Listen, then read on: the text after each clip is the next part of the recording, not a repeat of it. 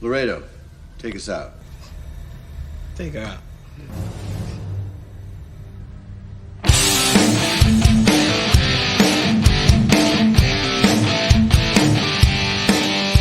All right! Yeah!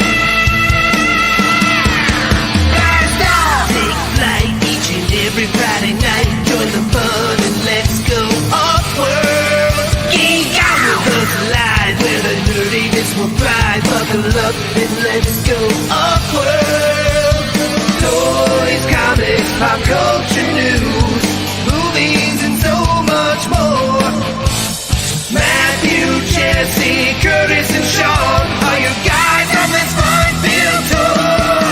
Blast off! Take flight each and every Friday night. Join the fun and let's go off-world. Let's go off-world.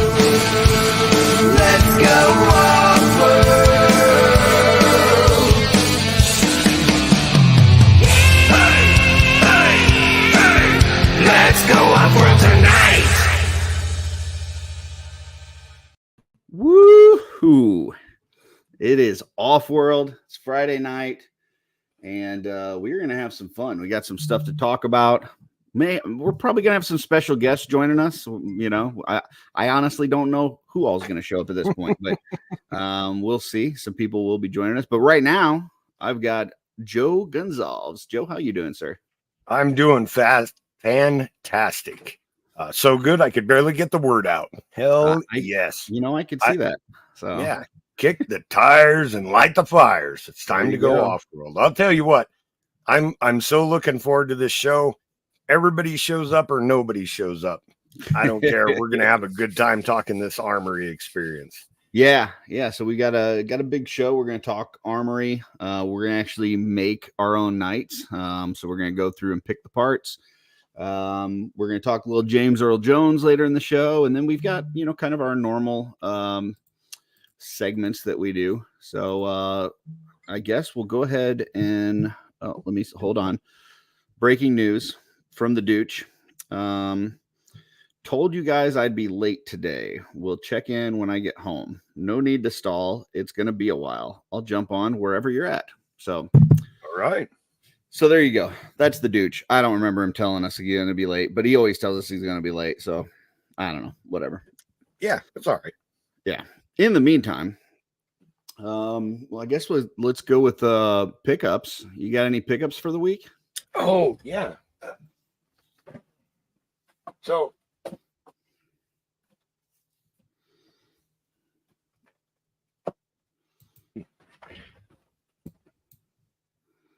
there were spiders on the box. So all right. So before the show, Joe had to chase away a wasp, and now he's got spiders. So the spiders were probably hunting the wasp. Joining us, David Williams. Yay! What's up, David? Hey, boys. How's it going? How's it going? Great. How are you guys? Fantastic. We're going to talk some Armory Experience. Talk a little James Earl Jones later, but right now we're taking a look to see what Joe's got for the week. I was just going to explain about the insects. So right now it's like cold at night and super hot during the day. Mm-hmm. So all the insects are trying to get inside in the evenings. So that's why the spiders and wasps and everything are in the house. It's all right. Gotcha. So I don't blame them. It was like this morning. I think it was, I don't know, like 50 degrees and then got to 95. So yeah, it's that time of year. Yeah. I'm just glad it's not like in the hundreds still, because that was a little ridiculous. So pretty brutal. But go ahead, Dave. I was going to say, I was looking at the Tucson weather and it looks like it's only going to be 90 on Sunday. So that's practically wintertime. Yeah. Uh-huh. All right. I think going through Phoenix is the hottest I've ever been in my life. Dude, it's insane, and it's just concrete, all of it. Right. You know? Yep. I think that's it. You know, because when you're actually out in the desert, it's not that bad, but when you get into the city, holy moly, like it was pretty crazy. And milk is expensive because anything that's refrigerated is expensive. Yeah. So I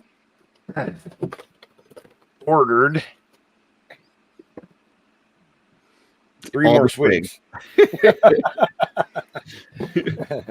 Not super exciting, but I've been having fun customizing them. So So are you still in the 20s, or does that put you in the 30s now? I think that's 25. Nice. I think. Yeah, I haven't counted them in a while, but I think that's 25. But Anything else?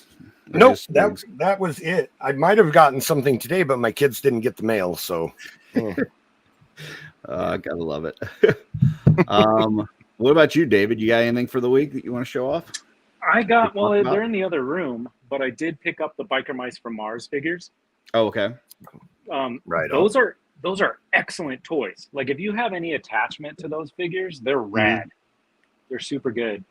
Who makes those? Nacelle, I think, is what they're called. Okay. And then I also picked up a couple of the Simpsons figures. You know, those $12 ones at Target. Yeah. Those are just cool, man. I saw they have the living room there at Target. Yeah, that was cool. It's weird that they're doing the two sizes. They have like the mini ones with the living room and then the little bit bigger ones. I was telling my friend, if they had ball jointed waists and necks, they would be like top tier figures. Like, because they're just on a swivel, so it's just back and forth. But they're great toys. I actually haven't messed with the bigger ones. I got one of the smaller ones, so I'm not sure, but I hear good things. So yeah, they're excellent, man. I highly recommend them. So those and the Biker Mice they were good purchases. Like, I feel good about my purchases. Nice. All right, well then let me throw myself in the driver's seat here. I don't have a lot. As of yesterday, I only had one thing to show off, so I had to actually go to the store. But the one thing that I had to show off, for some people may not have seen it yet, either on Legion's Quest or another show, but got this 1/12 scale donkey. It's not articulated or anything, but I'm going to paint this up. Good friend Dirk sent this to us, to me, so that I can paint this up as Henry from our Henry Quest D&D campaign. If you're not watching or listening Legion's Quest, please check it out. If you like D&D, if you've ever wanted to be, you were ever interested in D&D, we're doing it in Mythos, or it's kind of set in Mythos, so we're having a lot of fun. So it's on YouTube. Yes. It's also on audio version. We're having a ton of fun. Like what's the big one that Jesse likes, the super popular one? I'm drawing a blank on the name. They just got a cartoon show, Vox Machina or whatever. Critical Role. Critical Role. So if you like Critical Role, but you watch it and go like, "Hey, these guys are way too talented and good at this," check us out. Yeah, we're like that nice medium range where we're not like professionals, but we're still entertaining. So I mean, there's something to be said about like knowing the people that you're watching. Like, right. I don't know. Right. I don't know anybody from Critical Role, but I've hung out with you guys. So yeah, hell yeah, man. We're having a blast, and I've never played before. I don't think Trevor's really played. Nate has played just a tiny bit with his family. So, you got a lot of new guys, and then Jesse's played a lot. Joe's played a lot. So you got a wide range of experience, but we're getting used to each other, and I think each episode is more fun than the one before it. So right. I'm sure we'll eventually hit a plateau, but right now I feel like each one is getting better. It keeps improving, and there's a lot of personalities. I'll put it that way. Like all of us definitely have distinct personalities that don't necessarily mesh together, which I think is the most entertaining part of it. Like this last one, I loved it because trying to accomplish something and everybody being on the same page, it's like such a classic D&D thing. It's I don't want to spoil anything. You should watch it, but it definitely entertained me. The other thing that I got, so when I went to the store yesterday, I was down to a couple different things to pick from, and I ended up getting this, and it's the new Eternia Cyclone, and this thing's just freaking cool, man. Yeah, he looks so good. I love the look of him. He's got this like faceplate that comes off, and then he's got the regular like Cyclone head underneath. But I actually like it with that faceplate there. It kind of makes him look like a knight or something. Yeah, that is cool. But yeah, he's just really neat looking. I think it was like $22. Yeah, that ain't bad. But yeah, I remember I was on Legends of Grayskull when they announced this figure, and I was talking with Dooch, and I said, that's kind of interesting. I might have to get that one. And it didn't disappoint. This thing's really cool. So right on. Is that circuitry on his face? Yeah. Yeah, that's cool. That's cool.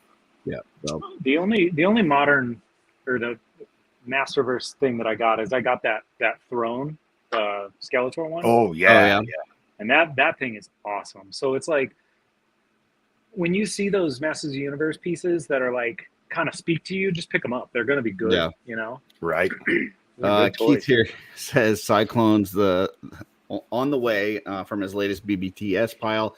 Thinks it'll fit nice with Cosmic. That's how I justified it. So, because like I don't have any of the Masterverse figures and stuff, but I was like, I could definitely like fit this into my Cosmic shelf and just kind of, act like he's part of Cosmeria. So it's also, I mean, that's a slick redesign. He looks good. Oh yeah. They did a good job. Van says he just got here. Can we play the Offworld song again? I think Van's been here the whole time. You know what I think Van does is he sits there and he enjoys the song and he's like, that's really good. I'm going to pretend I'm not here for a few minutes and then ask him to replay it, which I respect. I do. Well, it's a good song. I think it might be my favorite song out of all all our YouTube friends. Mm-hmm. The Offworld one is, I think, my favorite.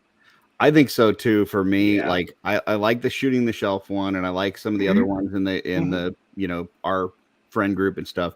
But yeah, this one gets me jazzed. So yeah, it's just so good. Jeremy DeWitt is amazing. If you ever need just like that little earworm that's just going to get stuck in people's heads, and they're going to hear it over and over again, talk to Jeremy DeWitt because he can definitely do that. He just released some new music. I heard that. Yeah. It's excellent. The dude is just, it's so funny when you talk to that dude and just how silly he is and just his personality on My Wife.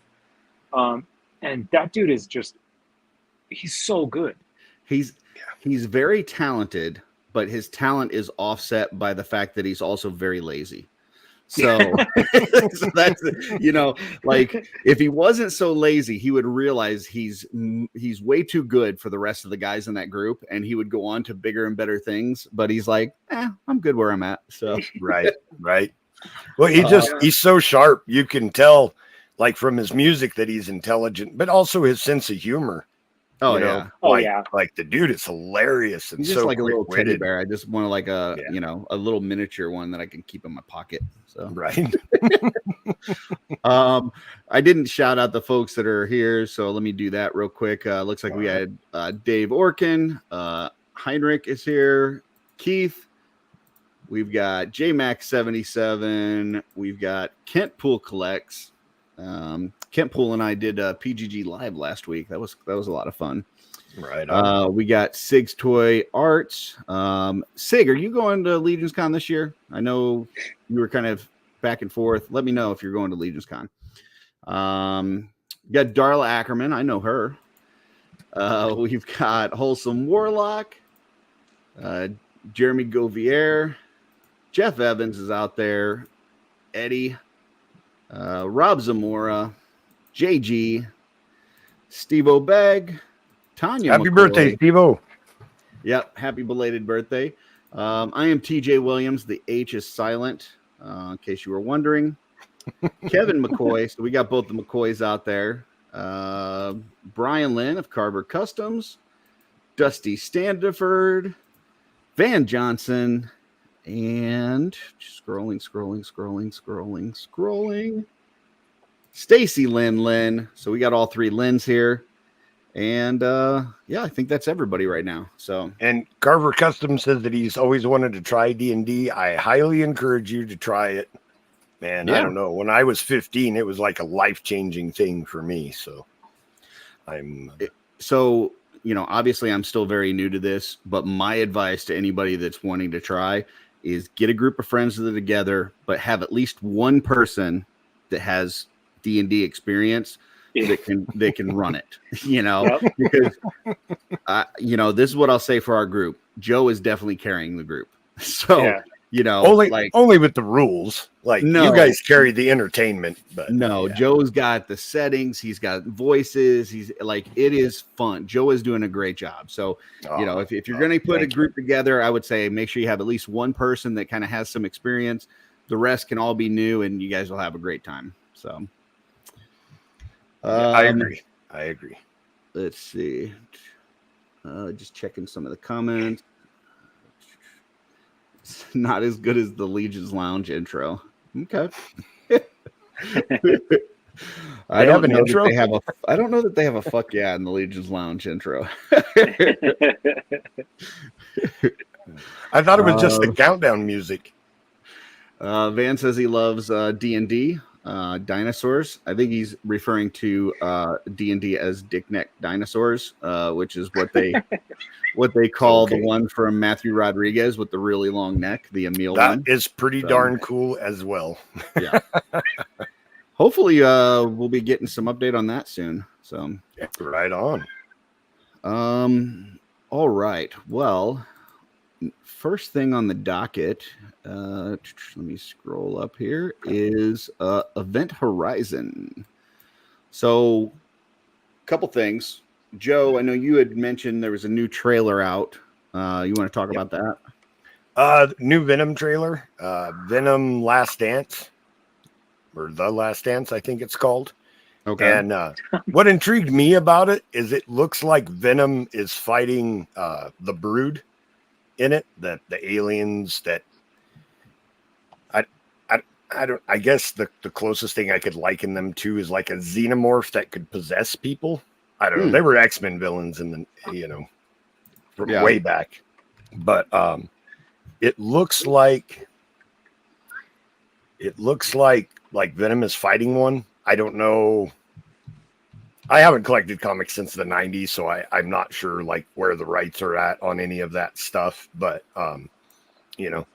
if Sony could use the Brood, but it looks like one. They've got that like iconic like diamond shaped head and stuff, but the trailer looks good.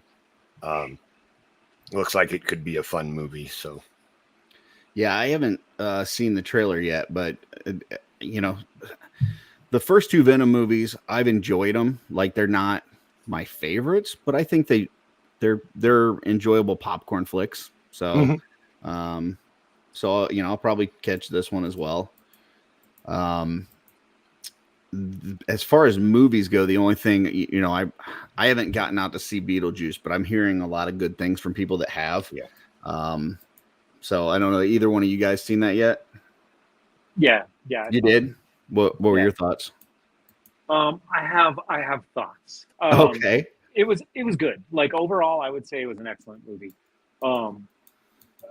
Michael Keaton is just one of the greatest of all time, but it's one of those movies I don't imagine I'll ever see it again. Like, it wasn't like, oh man, I really got to see that again. I was like, cool, man, start to finish, pretty solid. But like decent experience, but you don't need to go back for seconds. Yeah, it wasn't. Okay. It was Beetlejuice. I've seen Beetlejuice a million times. Right. And so it was like just watching a different Beetlejuice, but it's like the original has like the nostalgia of it. And I don't think I can get suckered into nostalgia anymore. Like, if they're going to make a remake of something, or they're going to do a part 2 50 years later of something, I'm like, it's fine. It's not going to blow my socks off. But I recommend it. It's a great theater movie. Super funny. Right on. Like, it's just excellent. Like, the cast, they did wonderfully. And then I have to. David said Christian Bale Batman is not great, not one to take movie advice from. I am actually not one to take movie advice from. I seriously, like, I'm self-admittedly like number one hater of everything. Like, I would say, we were actually talking about this last week on OffWorld, because one of the people in the chat had said that Batman Returns was the best Batman movie, and we were kind of debating on whether that was correct. And I will say, I'll put the 2 Keaton Batman movies up against all the Christian Bale ones. Like, I think they're yeah. You know, the Val Kilmer got a little silly. The George Clooney got even way more silly. The villains were just ridiculous. But when was the last time you watched the George Clooney or the Val Kilmer one? Val Kilmer ones. Probably maybe like 5 years ago. I remember I watched it with the kids, but it's been probably 5 or 6 years. I watched it maybe, I guess it was like December last year, because it was like Christmas. We did like the Batman Returns, which is like, you know, Christmas movie. And then we just went through all of them, and we were like, we had some beers and we were just having a good time. And I was like, I don't think I got it when I was a kid that those movies were like, they were almost like Adam West Batman, you know? So it was like, it was like campy and silly and yeah. And I wouldn't put them up against great movies, but they're fun. Like they're really like, I don't hate movies like I used to, you know? Yeah, I don't hate them. It's just I can't put them in the same category as like the first two, the ones, or even I would put the Bale ones way above those two. But you know, it's a Batman movie is still a fun movie to watch, no matter what. Yeah, so, and back to the Beetlejuice thing, it's like watching the original Tim Burton Batman movies and watching Beetlejuice and having that feeling. That's one thing that they did flawlessly in the new Beetlejuice. It felt like a Tim Burton movie. It was really fun. That's cool. Yeah, that is awesome. But I have to agree with you, David. I feel that way about toys, the nostalgia collecting or liking something just for the nostalgia. Like if it's not a good toy, I don't care if I watched the cartoon when I was 5. Like same. I'm not going to buy it. I saw a review. Oh, sorry. I was just going to say, for our next event horizon, I'm going to show why I completely disagree with Joe. And that is because today Hasbro announced Wars figures. And man, I don't know. But if they're good figures, I'm fine with that. I don't give a shit about the figure. I'll tell you this right now. I don't give a shit about the figures. And I am not an inbox collector, but the packaging on these is what I want. I want that that they could literally make those figures without any articulation whatsoever. They could just put out this packaging with the figure that's a statue, and I would buy it. So this is one of my all-time favorite toys. This is my childhood Wolverine. That's awesome. Still has his claws and everything. I think that those Secret Wars figures look so good. Yeah. And they're Marvel Legends. I really don't care about the figures because I'm going to leave them in package anyway. Sure. But dude, but those are good. You know, and then they've got the shields with the, you know, the what is that called? It's not hologram. It's lenticular. Yeah, lenticular. That's the word. Designs and stuff. But yeah, the figures look great. The Cap one's got like a shattered shield and stuff.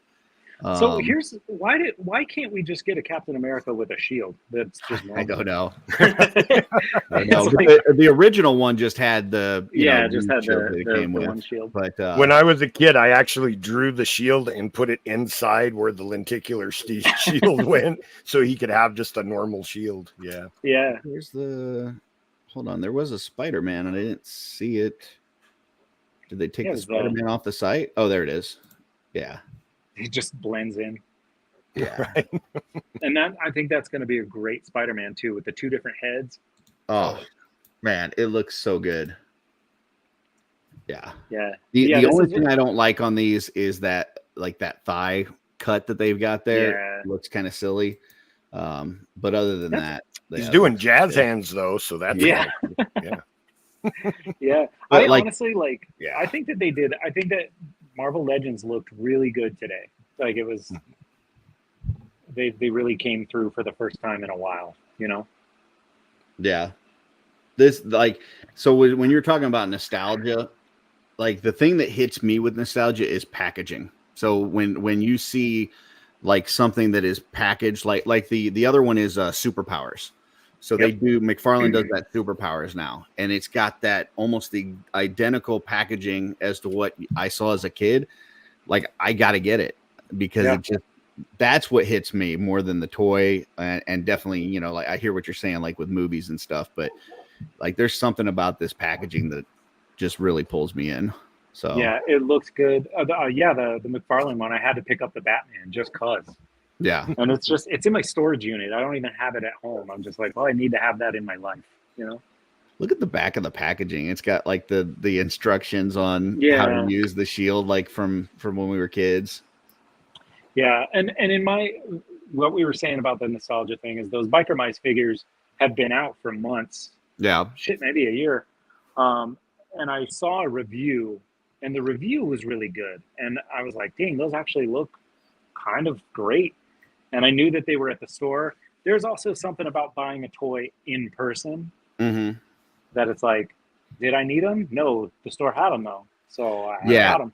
Like on this, I ordered the Cap and the Wolverine and the Spider-Man. But if I saw the other three in a store, even though I don't need them, if I saw them in the store, I probably would pick them up. So, absolutely. 100%. Right on. Steve-O says about 10 years ago, they did a bunch of Secret Wars variant covers that look like the figures in packaging. I know because I was fucking pissed because I saw it and I thought they were figures. And when I found out that they were just comic books, I was so fucking mad. They looked great, but I was mad that they weren't actual action figures. So when I saw this today, I think it was Jeff. Somebody posted it in our OffWorld 2.0 chat. I think it was Jeff. And at first I thought it was like a joke. I didn't realize because it's like they did like this commercial where the toys are coming alive and all this kind of stuff. And I was like, okay, this is just something that somebody threw together, a fan made thing or whatever. And then they're like, they're up for pre-order now. And I was like, fuck, where are they at? Yeah, went in as fast as I could. So they're supposed to come out in January of this upcoming year. So we'll see. Yeah. I'm stoked, man. I love them.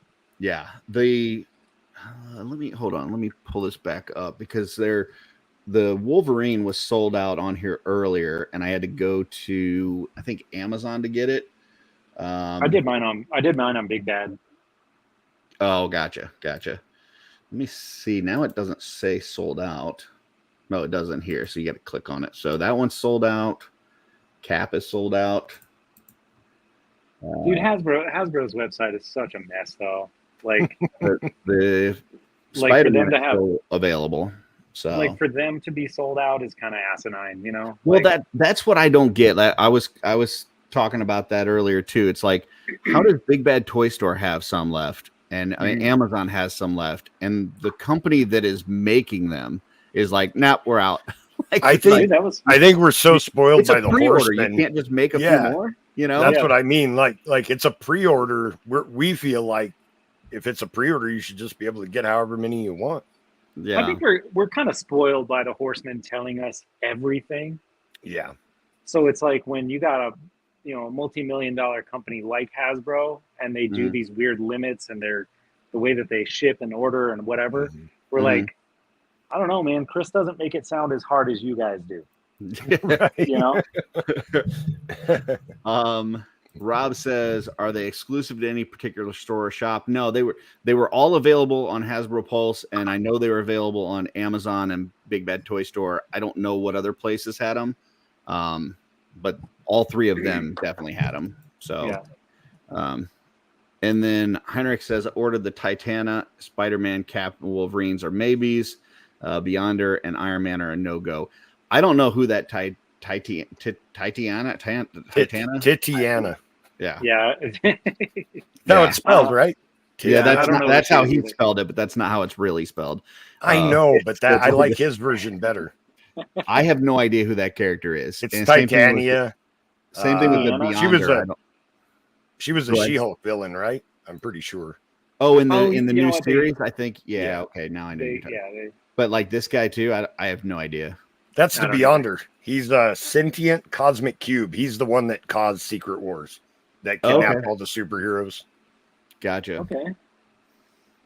Yeah, I love the shield. Though. I was like, they're not the original toy line. Get out of here. I like the '80s fro that he's got. Yeah. Yeah. I mean, he looks all like you put great. that shield down. He looks like he's ready to go dancing, man. That dude absolutely, he's man. pretty He's fly. popping his collar. Yeah. Yeah, for sure. Yeah, he definitely needs some jazz hands. Right. There he is. Ta-da! And he comes with, I don't know what the fuck that is. He's blowing up the world. Oh, okay. Gotcha. Oh, shit. Gotcha. Yeah, like I said, like the cosmic cube, however powerful he's a sentient cosmic cube. So he's like if the Infinity Stones were sentient, Okay. and could think for themselves. Kempool says he'll find them on his toy hunts. No big deal. Yeah. Kempool, he's in an area that he sees a lot of cool shit. I watch his videos and I'm like, how are you finding all this cool shit? Like I go to my stores and there's nothing, like zero.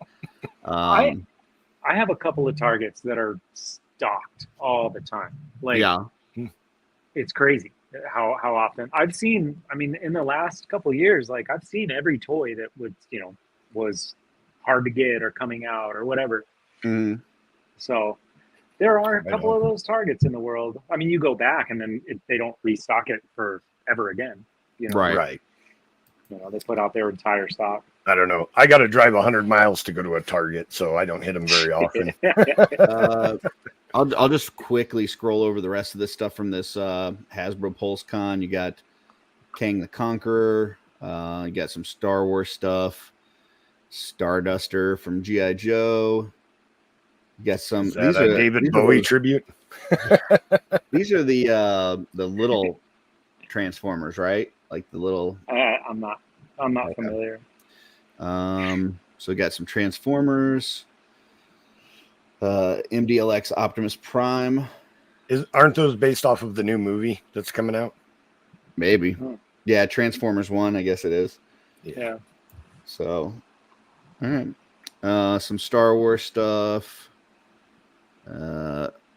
Vintage collection Street of Mos Eisley. Interesting. Yeah. I wonder if Trevor and some photographers got stuff like that. They're going to complain about there not being a floor or something, I'm sure. Some more G.I. Joes. You got Dial Tone. Dude, that Xandar was one of my favorite toys as a kid. Yeah. So I'm stoked to get him. I'm not doing classified, but once in a while they release a figure that I have to have. I went in hard for about 2-3 months, and then I realized that I like opening them, I like looking at them, but I don't like displaying them. Like dude. I don't know. Like there's something about it's really cool in packaging. I really like looking at them, but you put them on a shelf, and it's like I don't care. It's weird. So yeah, I think they're fun in hand, but they like from afar on a display, they're just army guys, Yeah.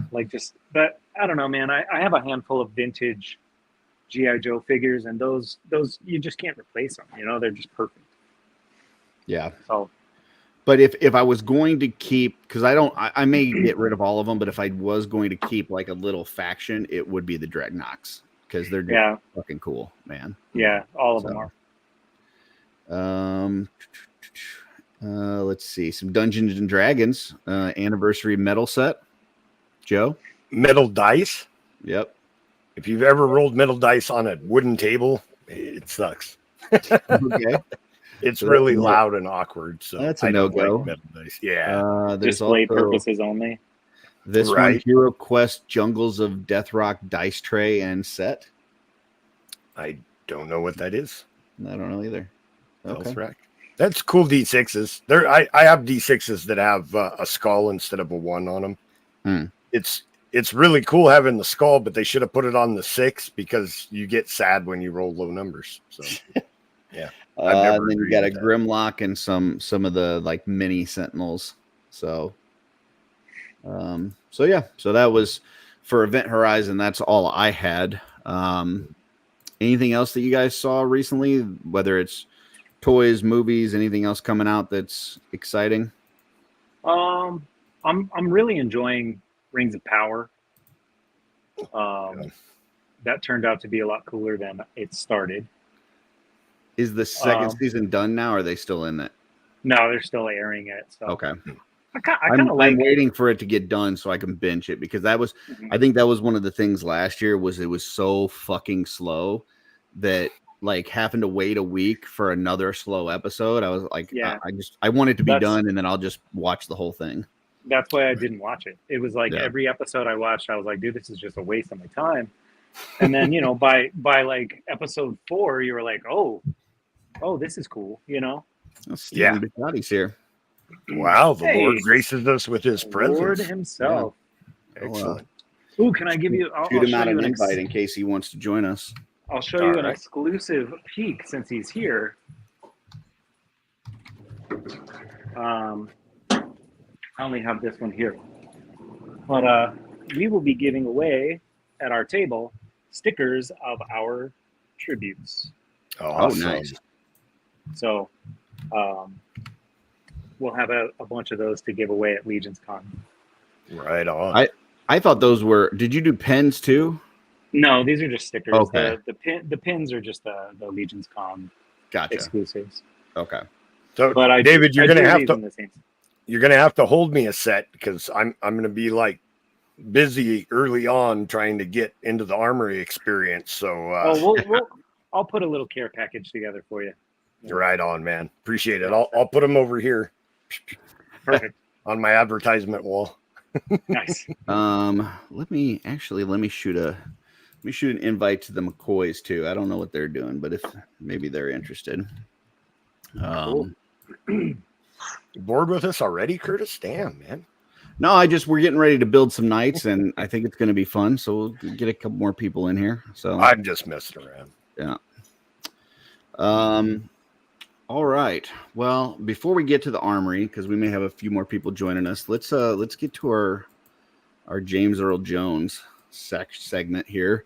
I just put some pictures together with some kind of famous roles. So obviously you got Conan the Barbarian, Thulsa Doom.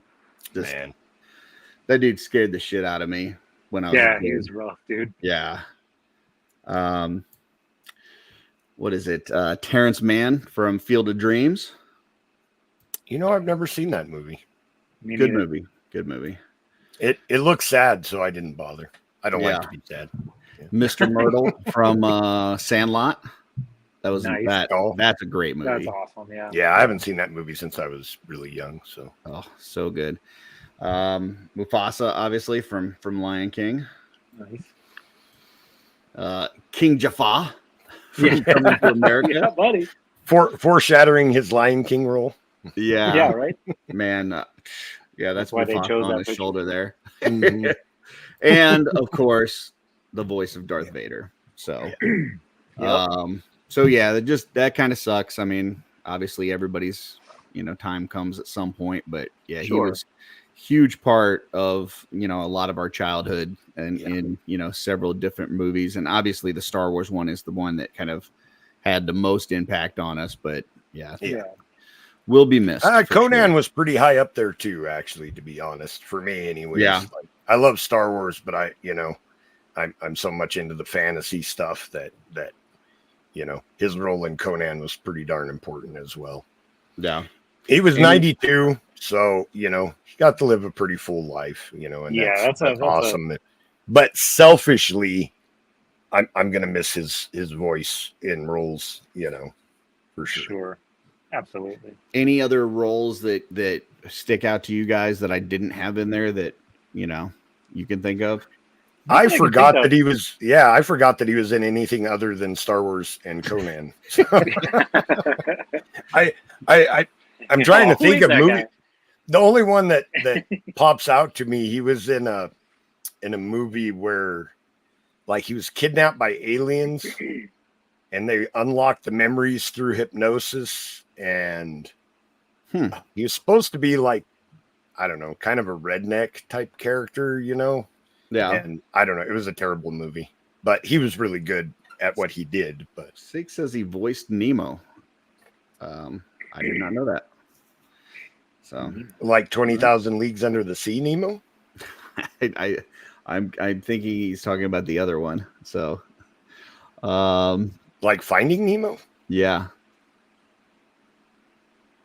I'm almost positive that's not true. Yeah, I was going to say, I don't think that's accurate. It's got to be a 20,000 Leagues Under the Sea or something, right? Maybe. Okay. So many game days with his voice over the start of the game. Okay. Is that a Michigan Wolverines reference? I don't know. You had he did play himself on Big Bang Theory. I did see that a couple times. No. He was in there as himself, which was really fun. Yeah. So I've seen the clips. Yeah, it was cool. Yeah. So anyways, that's that part. While we wait to see if anybody else joins, let's go ahead and hit our This Week in Theaters. Kent says, "Go Blue, yes, sir." So he must have done something at the Michigan Wolverines. I have to ask my son about that. He actually went to a Wolverines game at the Big House. Oh, so, gotcha. Yeah. All right. Let me remove from. Nope, not that one. Okay, here we go. So we've got our random number generator up. We're going to put in our normal years, 1982 to 2010. We're going to time travel. Here we go. We just landed on 1998. Oh, no. So let's see. Let's see what we've got. Here we go. Going back in time. We are going to 1998. We're going to walk into the theater. We can see one of the top 10 movies in the theater for that year this week. So we are looking for September 13th. And here we go. Number one at the box office that week is Rounders. Young reformed gambler must return to playing high-stakes poker to help a friend pay off loan sharks while balancing his relationship with his girlfriend and his commitments to law school. Wow. Next, that's packed. Yeah. Something About Mary. Man gets his chance to meet up with his dream girl from high school, even though his date with her back then was a complete disaster. We've got Blade, half vampire, half mortal man, becomes protector of the mortal race while slaying evil vampires. So, and welcome, Lord Bashotti. Hello, What's folks. up, man? How's it going?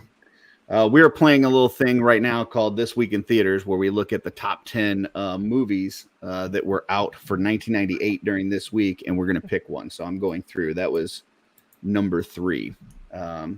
And then we're going to build some nights with the Armory Experience. But next, we got Saving Private Ryan. Following the Normandy landings, a group of U.S. soldiers go behind enemy lines to retrieve a paratrooper whose brothers have been killed in action.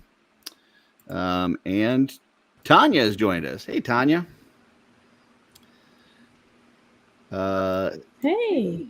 Next, we've got Simon Birch, young boy with stunted growth, is convinced that God has a great purpose for him. That was a tearjerker.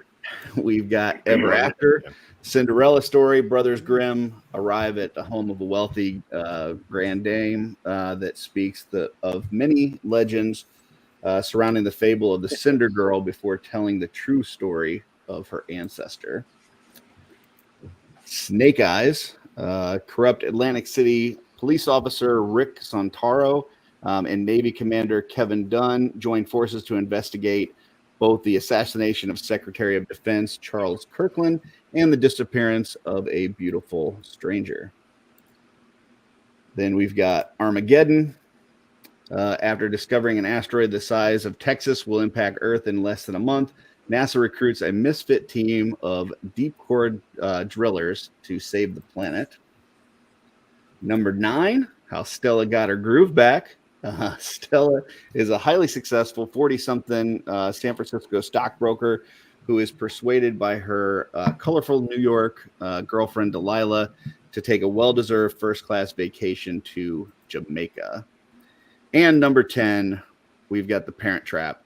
Identical twins Annie and Haley separated at birth and each raised by one of their biological parents, discover each other for the first time at summer camp and make a plan to bring their wayward parents back together.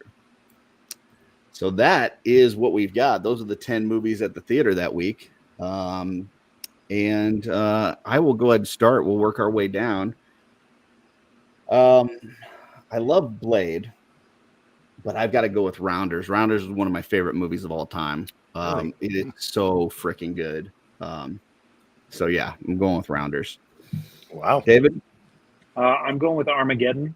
I love natural disaster movies. Okay. Like, I don't know why. And that movie was so fun. And Liv Tyler is my girlfriend. So, you know, I have to support her. Well, yeah. I mean, you got to do that for sure. Joe? There's some solid movies on this list, but I'm going with Blade, man. It kind of started everything, you know, and it just a solid flick. I still enjoy it till this day. Has all the catchphrases and over the top action that you love to see in a flick, and it's not sad, which I like. So I'm going with Blade. Yeah, I struggle with that one, man. That one's so good too. It was right between that and Rounders. I've never even heard of Rounders. Dude, it's a great movie. You should check it out. Edward Norton is fantastic in that movie. You want to punch him in the fucking face, but he's fantastic in that movie. I love Edward Norton, but I've honestly I'd never heard of it before, and the description sounds super convoluted, you know. So it's good. Trust me. I'll have to check it out. Steven, what are you saying? So I'm supposed to say my favorite?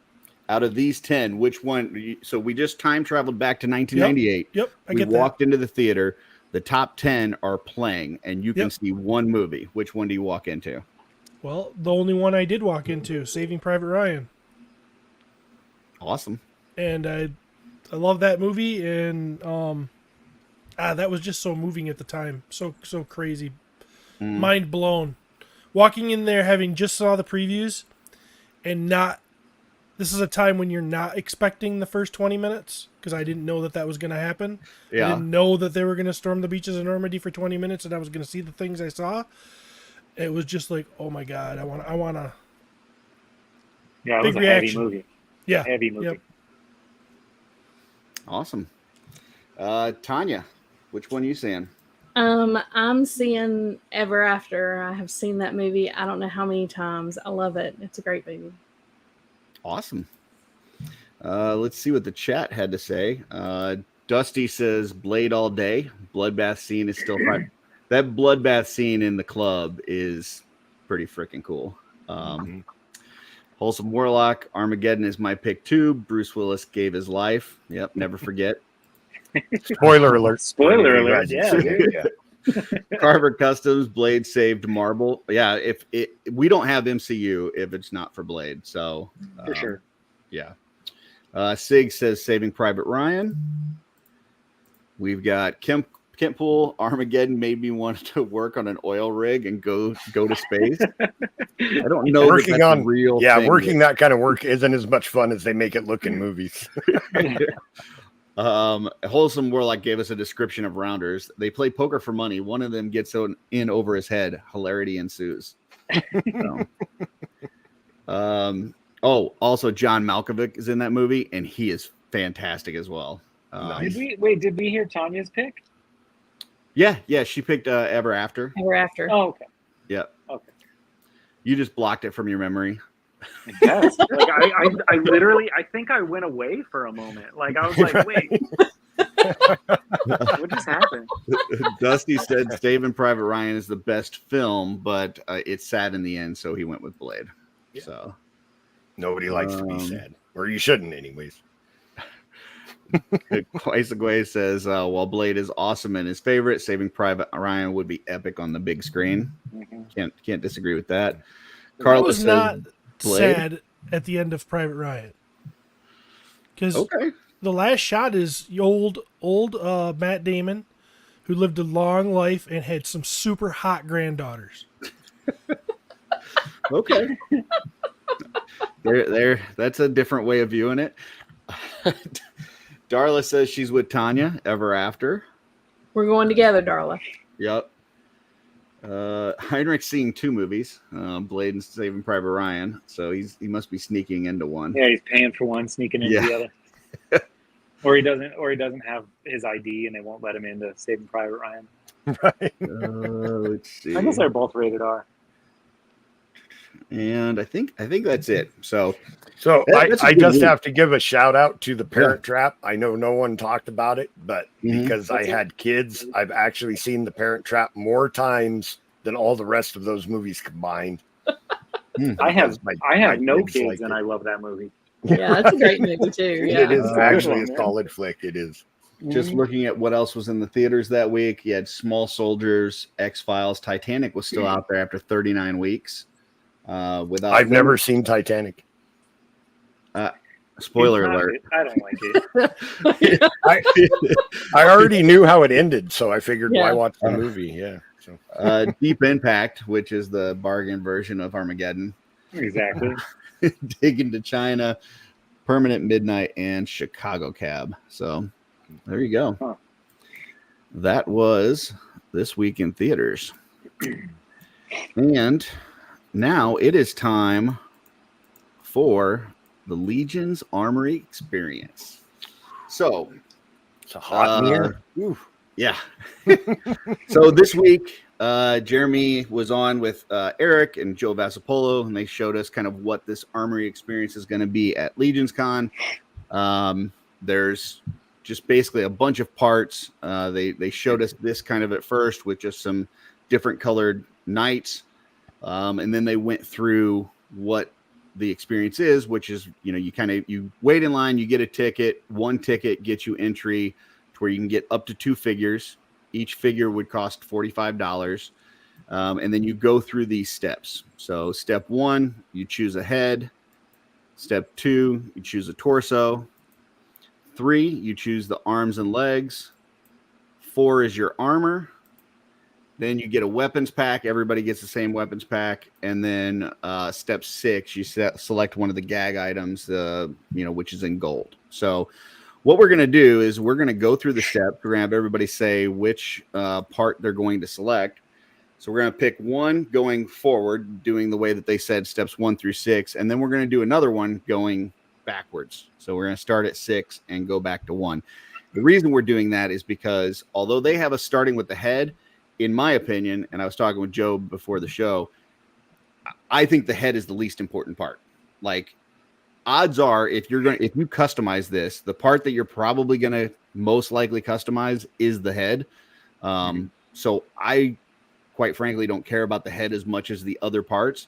So that's why I want to do it where we go backwards on the second one. But for this first one, we'll go ahead and we'll start with Tanya. And Tanya, which of these heads would you be selecting for your first figure? So my first figure, I'm probably going to do a green. And I like either the Gorgo head or the bucket head. So probably for this one, I would pick the Gorgo head. Okay. Gotcha. Steven? I'm going to be boring and pick a silver head. Okay. And it's going to be the fourth one over. Fourth one from the left. The kind of pointy one that was with Father Christmas? Yeah, that's one of my favorite. That's my favorite armored head. Okay. Joe? Reminds me of the movie Excalibur. Okay. I'm also going to go with the gunmetal, but I'm going to take the Valiant Knight, the one with the slit visor on it. I guess the second one over right next to the Gorgo head. Gotcha. David? I'm going to do the purple knight, and I want to do the same head as Joe, the second one over. That's my new favorite armored head. The purple? Okay, gotcha. Okay. So the second one, purple. Yep. Okay. I think the most important part here is the color of the neck peg. So that's what I'm kind of thinking, like, okay, with this figure, what color neck peg do I want? And because of that, I think I'm going to go with the just the gunmetal with the Gorgo head. Cool. Because of the Gorgo head's cool. I could repaint it and do some different things with it for something else. And I get the gunmetal neck peg. So those are also really cool horns. Those aren't used enough, I don't think. Yeah. Or they weren't used enough. But those are excellent horns. What color did you pick, Curtis? Sorry, I like David. I gunmetal. drifted off for a minute. Gunmetal Gorgo. Okay. Okay. So now we go to the torso. And I guess I'll start and we'll go back down the opposite way. So I really like the leather ones. I don't have enough of those in my collection. The one with the rivets and stuff, I've got a few with that. The one in the middle, I just hate. I don't like that one in the middle. I think it's too skinny. It looks weird in my opinion. So I'm looking for the leather ones. And just based on what I saw on Wednesday, I think I'm going to go with the green one. That green one looked fantastic. Yeah, it looks cool. It looks a little almost like lime green here, but on the show, like with the regular video camera on it, it looked like a darker green. So I'm not sure which color it's actually going to be. But that's one. I don't have any green leather in my collection. And it looked cool. So that's the one I'm going to go with. David? Does this come with the loin piece also, or is that part of the legs? This doesn't. That's with the armor. Oh, that makes it harder because I would do the brown leather with the purple armor and stuff. But if it doesn't include the brown waist, then I think I'll go with the first torso, the Vorthog one. Okay. But purple, I'd make an entire purple guy. Yeah. Okay. Joe? And for no reason. So I'm going to go with the one that you said you didn't like, Curtis. The Valiant Knight green torso. Okay. Yep. That's my pick. Okay. Awesome. Steven? Leather, the bottom brown one. Okay. That's good, yeah.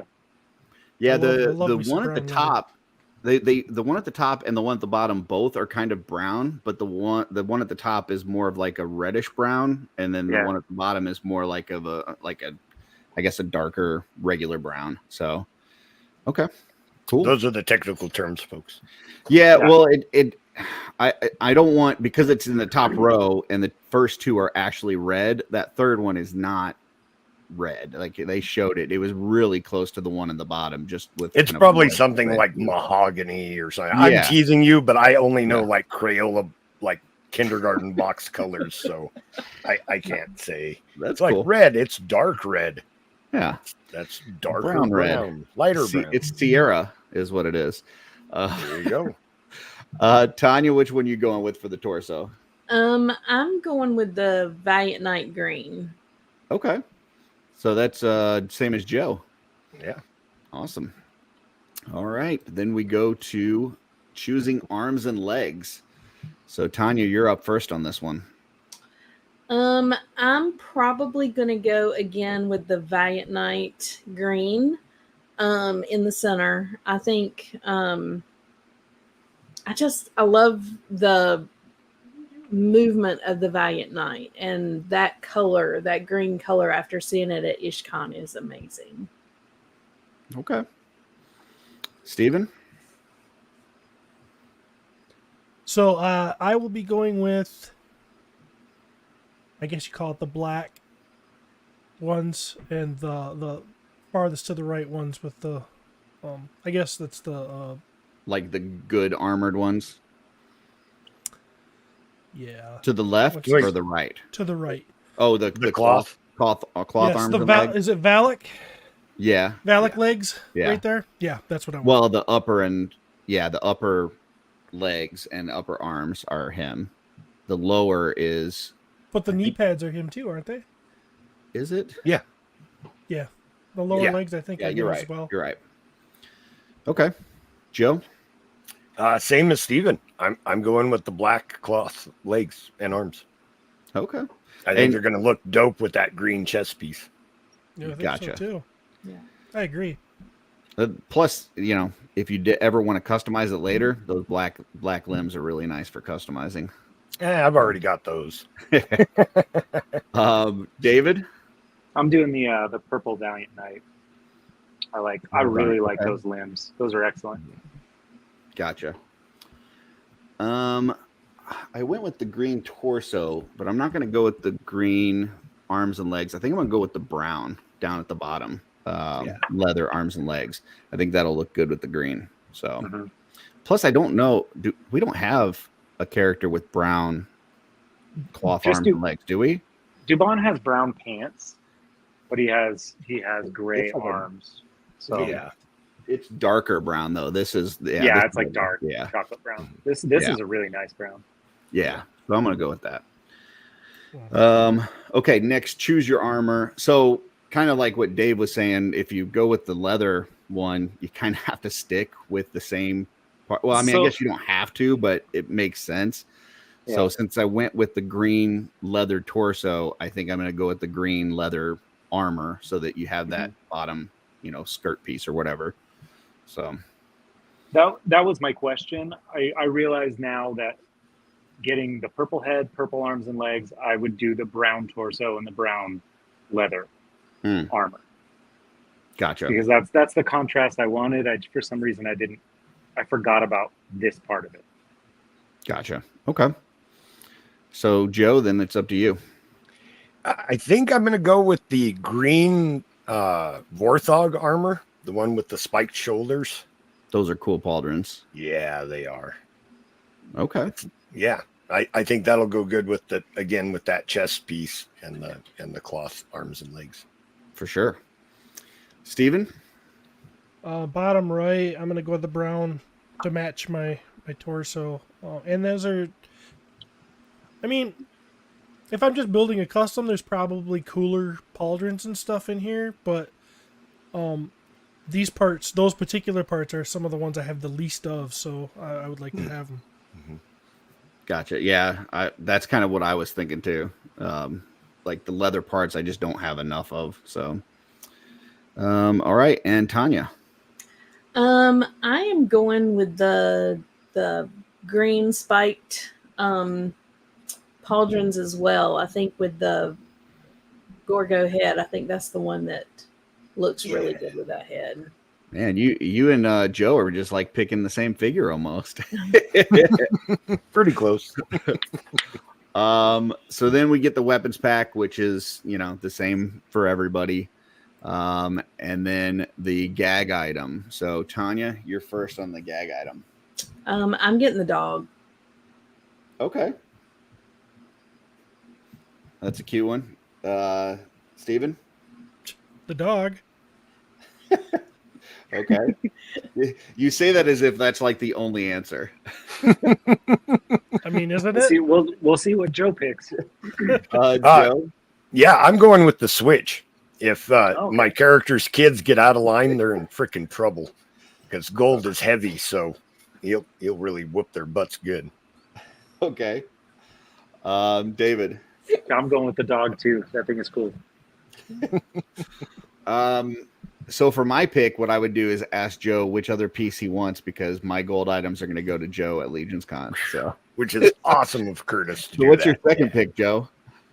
Would have been the duck. Actually, my first pick would have been the duck. I was trying to be funny, but I didn't really get much of a pop on that one. So it might have been. People are like, beating kids isn't funny. And it's like, well, you didn't grow up in my house, obviously. Yeah. Okay. I mean, I think it is. Yeah, right. But, I just could relate. I thought you were just telling the truth. I mean, it makes sense to me. If I was to get one for me, I think I would probably get the peach. I think the peach is kind of cool, but yeah, I'm going to be giving mine to Joe anyway. So, all right. So that's our first figure. So now we're going to be going back and doing it the reverse way. So we're going to be starting with the gag item, working our way back. I am going to pick the peach because I know Joe doesn't have that yet. So I'm going to start with that one. David? I'm going to go with the duck. Duck. Okay. Joe? Did I pick the Switch last time? I'll go duck this time then because a gold ducky is pretty freaking cool. It'll sink in the bathtub though. Yes, it will. Steven? Dog. I fucking love dogs. Yes, you do. Yep. I get that reference. Yep. Tanya? I'm going with the Switch. Okay. Cool. And then we all get the weapons pack, so that's the same. And now we're going to start with armor for building the figure. So, Tanya, you are up first. Which armor are you going to go with on this one? I'm going with the brown leather armor at the bottom. Okay. Brown at the bottom. Got it. Steven?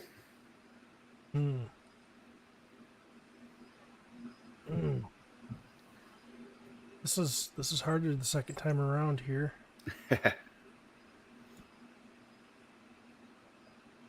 I will go with. God, I'm gonna do red, and I'm gonna go with the.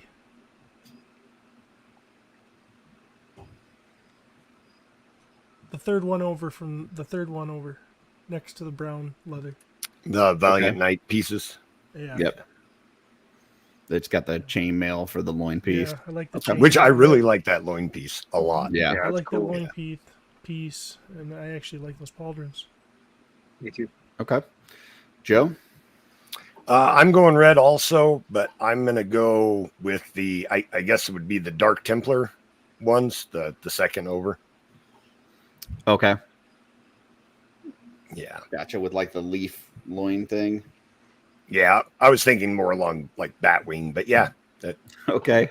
either works. David? I'm doing red leather. Red leather. Got it. Yeah. I think for my second one, I'm gonna do the red with the spiky pauldrons. Those like Vorthog pauldrons. I think that they're just really cool. So all right. So then choosing arms and legs. I think I was kind of thinking about going black leather with the red armor, but I think I'm just going to go all red. I think I'm going to do the red in the middle, the like evil, the spiky arms and legs. I think I'm going to go with those. So that's a little curious. Doesn't it look like the red in the middle has a loin piece on it? It does. I think that's probably a mistake. So you're damn right it is. All right. I would have gone with the red cloth arms and legs, but it looks more orange. And even on when they did it on the show, it looked orangish. And I wasn't a real big fan of that. So you're right. David, what color are you going here? With my red leather, I'm going to go with the black cloth. Nice. Okay. Joe? I'm going gunmetal evil parts, like the spiky gauntlets and boots, to go with that the red accessories. Gotcha. Steven? Same ones I picked the first time, the black Valak parts. Okay. And then Tanya? I'm going with the black cloth parts as well. Okay. Those are very popular. Now we've got torso. So Tanya, where are you going for torso? I am going with the brown leather at the bottom torso. Okay. Steven? Gunmetal Magnus. Okay. Joe? Red Magnus. Or Vorthog, or wherever. David? The belly armor. Yeah. I'm going to do the red leather. Okay. I'm going to do the red Magnus, Vorthog, whatever, the spiky one. So I'm going all red on this one. And then for head, I think I'm going to go with the red one in the middle. I think that's kind of a cool head that I don't really use a whole lot. So, David? Same. I'm doing the red red jousting helmet, I think is what they called it. Yeah. Right? I think you're right. Yeah. Joe? I'm going the gunmetal bucket helm. Okay. So arms and legs and head in the gunmetal color with the red torso and accessories. I think will look pretty dope. Cool. Yeah. Yeah, that'll be neat. Steven. I'm gonna try red Gorgo. Okay. And Tanya. I think I'm gonna go with the gunmetal jousting helmet. Okay. Awesome. Right. So that would be 2 figures. So that's kind of a way that you guys can do it. You know, you can go all the same colors. You can go different colors. You can mix and match. You could just go for the parts that you have the least of if you're a customizer that you want to just kind of stock up on. But this is going to be a ton of fun. Oh man! And now I have to say, now that I was creative in this pretend armory, when I actually go, I'm going solid color, 100%. Yeah. You know. Yeah. Same here. I mean, it just.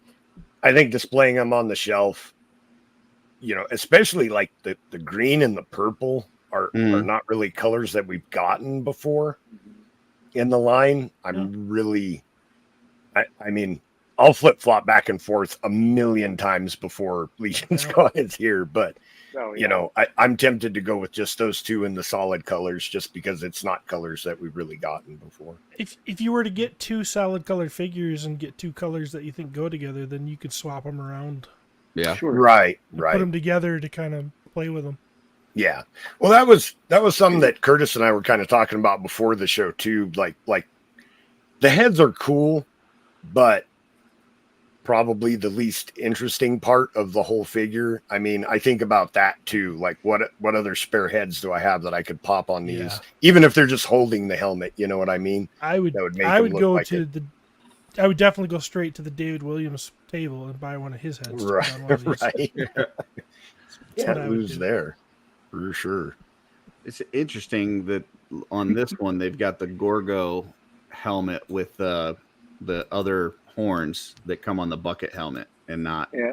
So. Oh yeah. So you would have to buy 2 figures in order to get that look. So. Right. And I just realized that first red one, I basically just built that whole thing, but with a different head. So, but that build looks like it would be better with the Gorgo head, doesn't it? Kind of like this, just parts wise. Yeah. You know. So go ahead, Dave. I was going to say the reason I wanted to do an all purple knight is that first Mythic Legions promo. You know, it's kind of one of the very first ever shown Mythic Legions, and I think it'd be cool to have something that represents that. Yeah. Same thing with the Emerald Knight was one of the fantastic exclusive options, you know. Yep. But if you know, you could build as close as you could get to like the Gorgo build, or not Gorgo,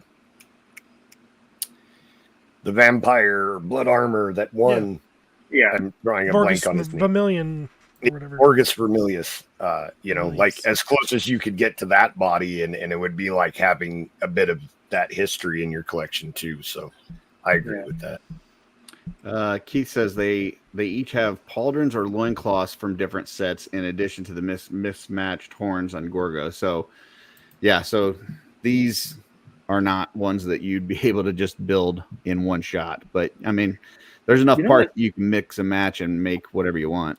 It's funny because of like just these few comments and how we're looking at this. Like when they talked about this being a logistical nightmare, like, I mean, there's already inconsistencies in just the way they're displaying them that has become confusing, you know? So it's like, I couldn't imagine if they had Diego picking out each part to buy to ship, you know?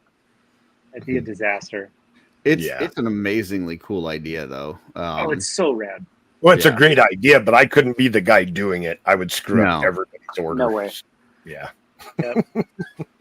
The piece that impressed me the most was this green leather torso, because like that's when they showed that on Wednesday, we don't have anything like that right now. And that one was the one that I was like, wow, that is so cool and unique. I definitely need that piece. Yeah, just to have it. Yeah, right. Have that? Right. What's that? Don't we have that? Or Not in that color, no. We have it in green though, right? I don't think so. No, I don't think so. We've got that in brown for. Who's the guy in the Xylonis flock that has the long hair? Bardrick. Bardrick, isn't Bardrick? Doesn't Bardrick have that? It's brown. not green. It's brown. It's brown. Oh, okay. Yeah. I guess I'm wrong. It was just such a cool color, that green, and then when they showed it on the armor set too, the whatever, the waist piece and stuff like that. Yeah, the color of that was just really striking. So I'm not normally a green guy, but that looked cool. I agree. I think that green torso and accessories with the orange cloth arms and legs would make like a great bard type character, you know, like some type of performer, real bright colors to draw the attention of the audience. Yeah, I like that. That's a cool The only thing on those that I didn't like were those green shoes. Yeah, For those are whatever weird. reason, that green on those shoes just did not turn out the right color. Yeah, I wouldn't use those limbs. I would throw something in different. Either the first one I did the green torso, and then I threw in the brown arms and legs. Yeah, I think you needed just a little bit different color there. I agree. Like the shoes and the hands, gloves or whatever. Yeah.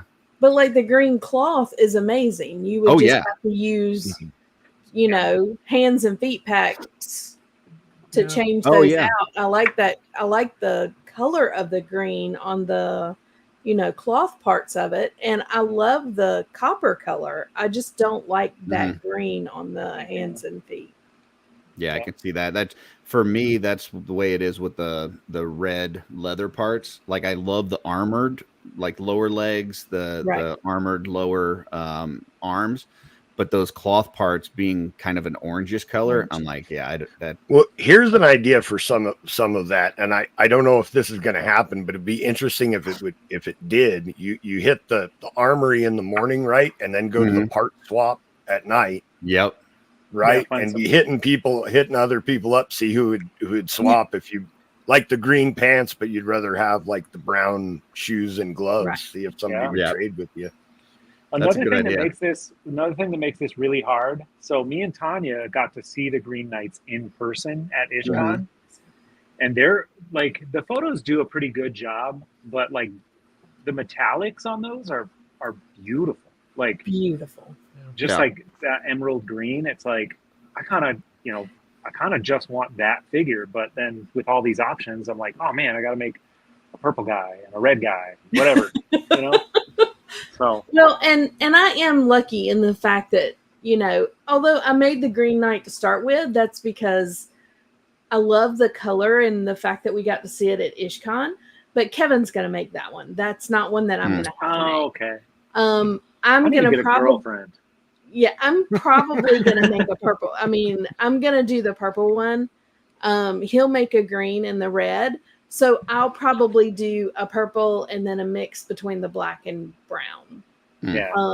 So, cool. Between the two of us, we will have, a good one. But I'm very lucky in the fact that Kevin will be there to make the ones that he wants as well.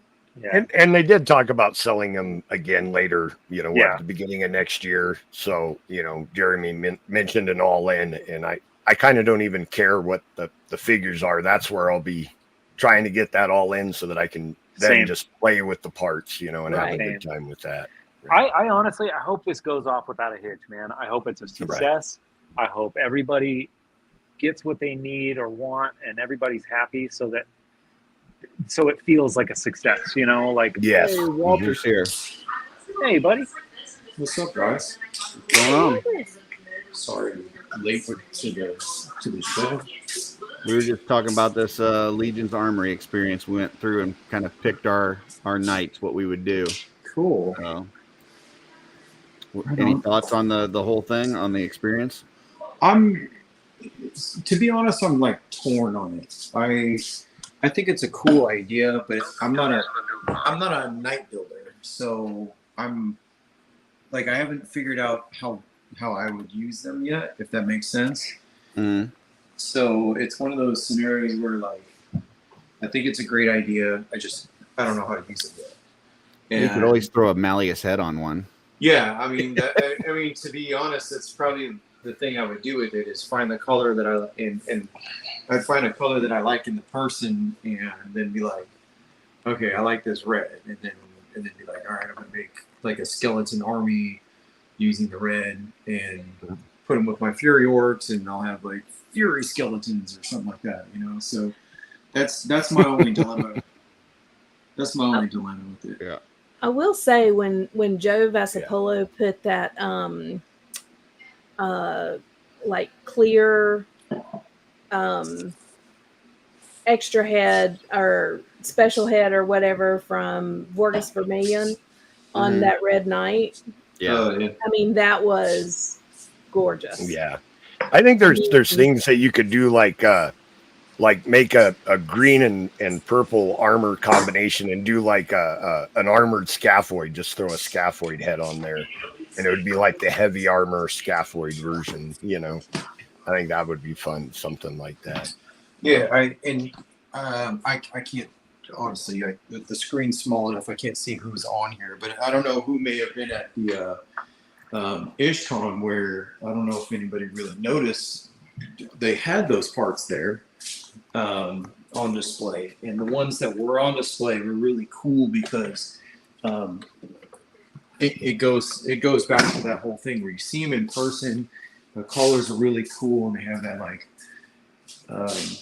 metallic shine to it, and they have this really interesting look. And you're like, man, what is that? And I went over. I'm like, Eric, what are you guys doing? You know, and he's like, oh, we're waiting to see who notices it, and we haven't told anybody yet. It's part of this new Armory thing that we're doing. And I'm like, oh, okay, I won't say anything. But they're really trying to, get people in their curiosity and their creativity going, and see if anybody noticed like the customization that had been done with it, taking those few little parts, then adding it to other characters like they did that were displayed at IshCon, and it was like, okay, I see what you guys are doing here, So yeah. Well, I kind of agree with David's sentiments earlier, and I hope like anybody that's watching this or watches this later, like, please help make sure this thing goes off without a hitch, because I think this is cool as hell, and I would love to see it in future shows, whether it's for knights, for skeletons, for Tusk soldiers, maybe. But like, don't be pushing and shoving. Don't be a jerk. Don't, just like, please be very cognizant that they're going to be probably a little bit on edge trying to fulfill all these orders and pick all these parts out for everybody and stuff. So just, try to bear with them and get through this and make it as seamless as possible, because I think it's going to be a lot of fun. And we want their first experience with this to be good so that they want to do more in the future. So. Yeah, absolutely. Yeah, this is a huge thing for the studio, where they've been trying for quite a while to figure out a way to make like the, like the Build-A-Figure, if you will, where people want like the generic parts and allow people to buy and put them together individually. So I think this is like the step in the right way, where instead of buying like a torso and here's some armor pieces, now you're going to get like a whole armory set. So speaking on that too, like when they first announced, I've calmed down now, but being a completist, when they showed all of that and then they're like, you can have 2 figures, I almost had a seizure. I was like, no, how am I going to get all of this stuff? Dude, that's exactly how I felt. Yeah. Like outside of a handful of like super rare figures, I had everything. Yeah. And going forward, I will continue to have everything. But this is unique in its in its own special way. That it's like it's going to be a great. Like they're like customs. They're not. They're not named characters. They're not like, you can still be a completist and not have each one of the 200,000, possibilities. Me, when I get to Jersey, I'm buying a knife and I'm going to be robbing people as they leave the convention. See, now that's not going to make the experience good, and then they won't do it again. Right. A black mask with your beard sticking out of it. Sticking out of the bottom. They'll never know. They'll never know. I'll dye it blonde. Yeah, you're gonna have to work on your voice. Terrence says I want to make a give me all your toys with the gunmetal legs and arms, and then the green leathers. So, yeah, I mean, you're going to be able to make some really cool things, and then go into the vendor room and spruce these things up. Grab a custom painted head from David or Steven, or grab a cape from Darla, or grab a Dio, over on the Carver Customs table, and just the cool thing is like, this is just the beginning. Like, you do this. You pick your parts, you get your figure together, and then you can go in the vendor hall and get some extra stuff to go with it. So I know a couple people already zooming in and struggling real hard to paint match those, and they're hitting up Joe, from what I've heard, to be like, so what's the color palette you used in that, so they can use their 3D printed parts and their extra parts and their extra heads that are laying, that everybody has laying around, that they're trying to already color match those. So when people get their two figures, they're going to be like, cool, now I've got my two figures, but here's all these like custom parts that are just coincidentally match those. And I'm like, well, I was telling my friend, I was like, well, good luck with that. It's kind of a hard match off of a photo from the internet off of your iPhone, So I mean, you just go get a human head, and you don't have to worry about the color. You just pop it on there, and you're good to go. Yeah. I think these are going to end up being like desk figures for a lot of people. Oh, like, like you have your displays with your characters and their factions, and these guys are just going to be something you can carry around and put on, your desk or your workstation or whatever. That's just going to be just a fun little piece of the show. I wouldn't be surprised if people get like a figure of one color and a figure of another color, and then just kind of keep swapping them back and forth, like the parts, and mixing and matching them. Like, get red and black and just kind of, or whatever. And red and black would be pretty. Yeah, I think it's going to be a pop and swap dream for sure. Oh man, I was just thinking, like, I talked about doing the Red Knight and the all evil armor pieces, with the spikes and everything, and putting that red demon head from the heads pack on it. I think would look dope. Cool. Yeah. I always go complete crazy opposite, and I know I've talked with David about stuff like this in private chats on another nights and stuff. Is like, I love seeing those crazy ones where you get like a yellow and it's like a completely different, like you get the opposite color spectrum where it's like, okay, here's like yellow and a green, or here's like a green and that polar opposite of colors. I always thought that was really cool because it looks so unnatural, but it goes together if you do it just right. Like if you get like a that, like the red, and you throw like the purple at it or something like that, that goes along with it. Or even like if you find some like the Lord Veritas colors where you have that gold purple, then you had one of those purple heavier one, pretty wild. I think some of these parts, like we see, they've given us the list, like we know what parts they are and stuff.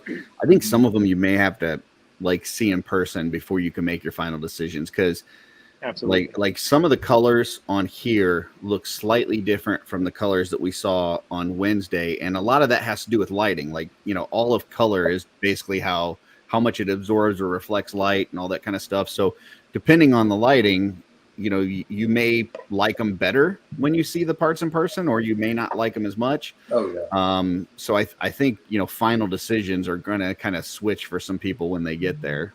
So I agree.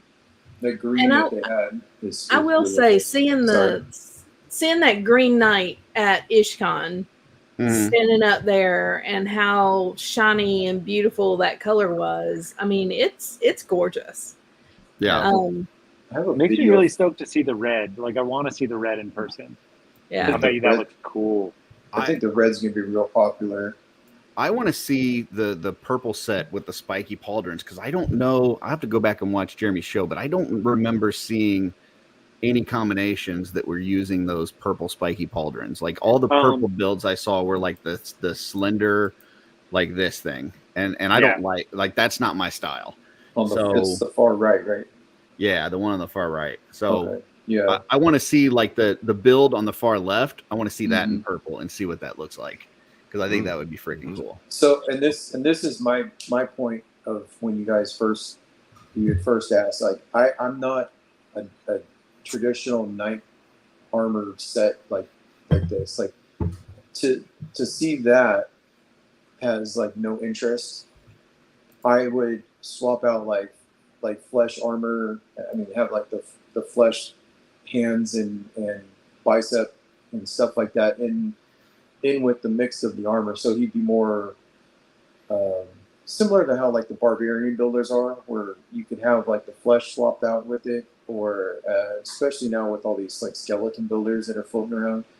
That's more my, like, I could see those all completely done in skeleton bones and accessories, or a barbarian builder with barefoot and bits of armor here and there. That's more my style.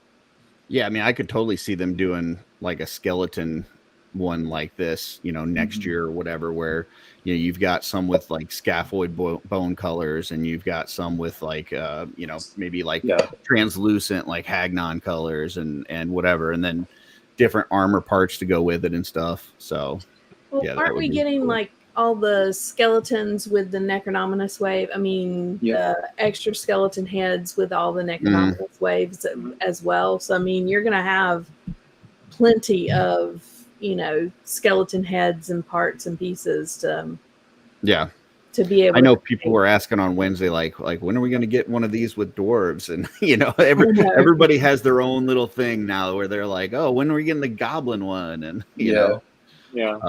So let's. I'm ready for the female one. Yeah, exactly.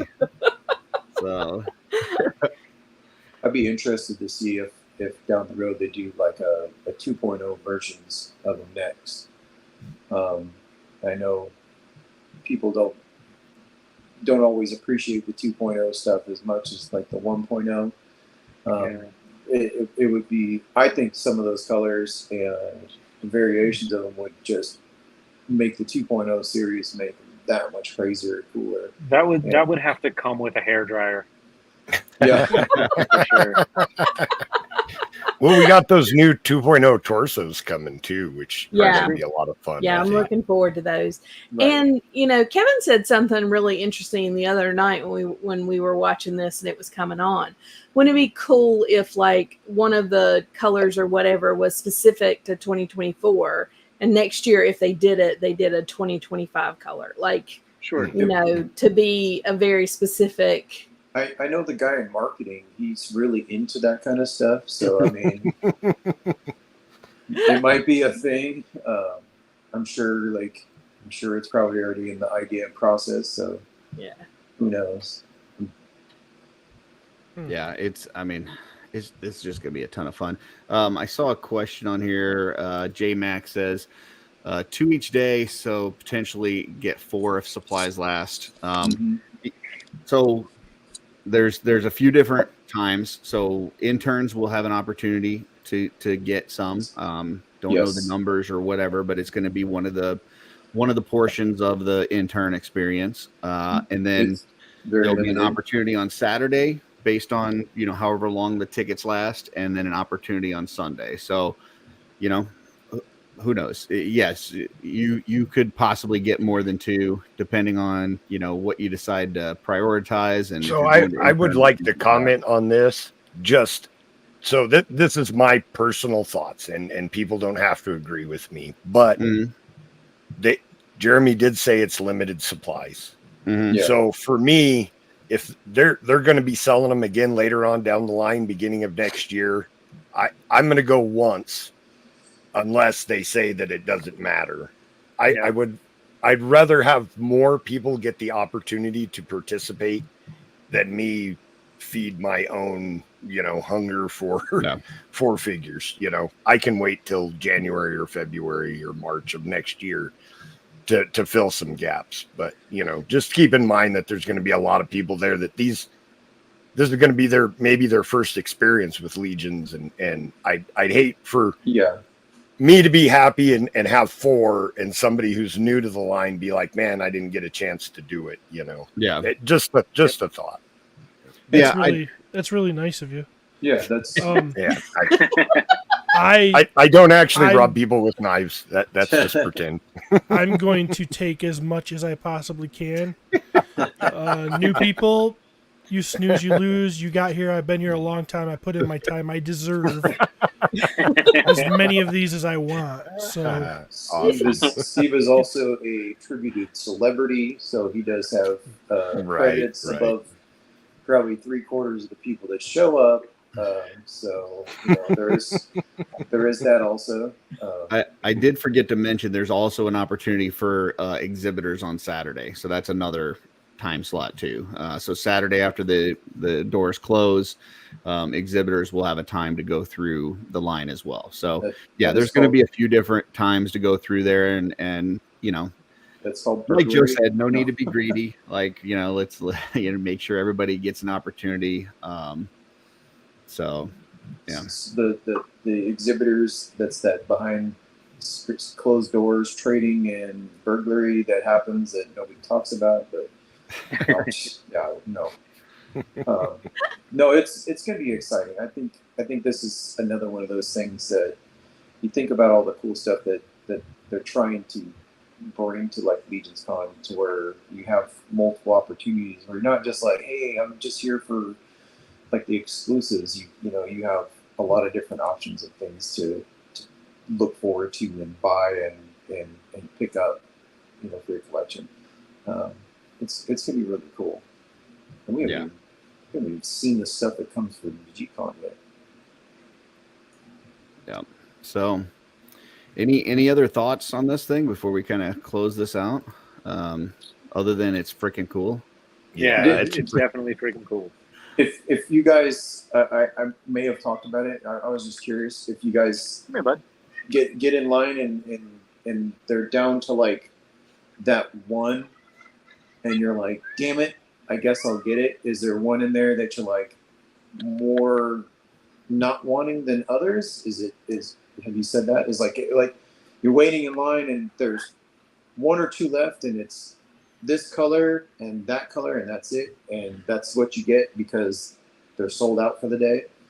I don't have a color, but for me, the torso here, in the middle row, like if I got one of those from like the Red Shield Soldier, that I would not be happy with. That's like the only part where it's like, if everything else was gone but that, I probably would just skip it. So I don't know. What about anybody else? Is there like a Dave, part or a color in here that you absolutely do not want? No. All of them are good for you, Dave? Yeah. What about, who else is in here? Steve? I want it all. So there you go. That's so cool to hear that. That makes the guys at the studio excited. Makes me excited. It's so cool that that there's not too many of them in there that you're not going to be like, I'll get it if I have to, or I tell people all the time, this is just my opinion, but there's no bad Legions. Yeah. Even my least favorite character is a really cool action figure. So of course there's ones that I want more, but honestly, if they just threw parts together and they didn't match, and it was just like, hey, this is what is left, and handed it to me, I'd walk out with a smile on my face. Like Mythic Legions are just cool. I could find a use for any of these parts, regardless of what they were. Tanya, I know you said you weren't really a fan of the green hands and feet on this one, with the cloth arms and legs. Is there another part or anything else that, whether it's color or a part, that you really wouldn't want? No, and it's not that I wouldn't be happy. I mean, if those were there, like, I would pick them up and take them home and paint them. But I mean, that color to me, just, it's a little off. So for me, everything else on that, except for the hands and feet, I mean, I love the color of the The armor, I love the color of the green on there. I'm not a fan of the hands and feet. But if that was all that was left, I would be taking that and either switching out the hands and feet with the hands and feet pack that I've got, or I'd paint them. Yeah, I mean, we got so many hands and feet now from different figures that have come with multiple, and then the hands and feet packs and stuff. Yeah, look for Tanya. Look for Tanya in the lobby, hawking that stuff for eBay prices. Yeah, right. I'm also kind of curious how those orange limbs, like the orange cloth limbs, are going to look on like a Walter. You know? Oh yeah. Yeah. I think they would look really good on a Walter, but I also think, you mix and match that green with those orange cloth. I mean, it's gonna look awesome. That would look amazing. Yeah. Walter looks good in orange. I think the purple. I got my orange couch. I think the purple armor and the leather, the brown leather, will look cool together too. Yeah. Yeah, absolutely. Oh yeah, I like that color. And of course, that black leather and black cloth is going to look good with every color. Oh yeah. You can mix the black. Well, you could do that with the brown too. I think the brown and the black you can mix with anything. The brown looks really good. Yeah. The black, I agree too. That you could throw that at just about anything and probably be happy. And then we get a couple nice belts. We get the one kind of goes over the torso and the one that goes around the waist, as well as a few weapons and stuff. So, that's nice too. I love the new belts. They're such an upgrade from the old belts. Oh yeah, I was using one of those earlier today on the skeleton. I'm looking forward to the belts packs that are coming in because that's cool. Dude. I'm gonna be outfitting like all my old figures. So when I die and Darla tries to sell off my collection, people are going to be like, this isn't the original figure. It doesn't have the original belt. Yeah. It's incomplete. I can't give you $200 for this. I don't care if it's Curtis original. Right. Awesome. And then Joe, I know, like, as far as like the completest in you definitely have to have all these gold pieces, right? Like one way or another. I want them all because I'm a completist. So hook or crook, buying them, whatever, you need the gold pieces. Well, right now with you helping me out, I can get 4. So whatever I pay on eBay for the 5th one, that'll make it worth it. I'm sure we'll make it happen for you, Joe. All right. Well, I appreciate that, everyone. That's Joe. awesome. I'm gonna rub this in your nose, but I am so happy. I am an employed studio person, and I get all those. So yeah, no, that's awesome, man. I'm so happy I get, because that's one of those things. I love the accessories that come with figures, and I probably have like every little piece and part that have come with all kinds of figures over the years. I don't even have some of the action figures anymore, but I have like those random accessories, and I have, and that's that kind of stuff that I'm like, oh my god. I have my little like holders of fodder that have one of this and one of that, and things like that. Like I had, like Rhaegor's knife and stuff like that. Those random pieces that are hard to find. So I love that kind of stuff. That's one of those things. Sure. I'm so happy. I'm rubbing it in your nose on that one. Oh no, absolutely, man. It was like when so I'm so happy. Like when the retailers got that exclusive sword, like figuratively, it stabbed into my soul. I was like, oh, there's something I can't get. But you know what? Everyone deserves that, for being a retailer. So I'm super happy for them. But I love this line so much. I want to have everything because these toys make me happy. I'll sell you my sword. I'm going to have to go. But I wanted to say, Walter, nobody deserves it more than you except me. And I'll see everybody later. Real quick, before you go, Stephen, real quick. Question from Terrence St. John. He's wanting to know if you got a God's Fire update. Well, we've got figures to show. I'm just waiting for Emil to put it together. Okay. Put together a thing.